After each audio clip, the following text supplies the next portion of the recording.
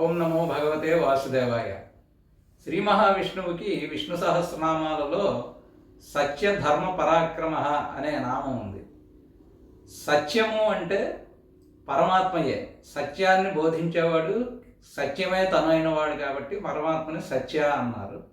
అలాగే ధర్మాన్ని ఆచరించేవాడు, ధర్మాన్ని ఆచరణలో జరిగేటట్లు చూసేవాడు కాబట్టి ధర్మ అనే పదం కూడా ఆయనకు సార్థకమైంది.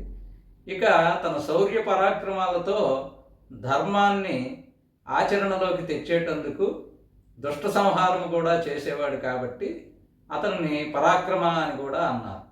ఈ మూడు ఆశయాలే శ్రీ మహావిష్ణువు యొక్క అవతార ప్రయోజనం అని మనకి నారసింహావతారం కానీ, రామావతారం కానీ, శ్రీకృష్ణావతారం కానీ తెలియజేస్తుంది.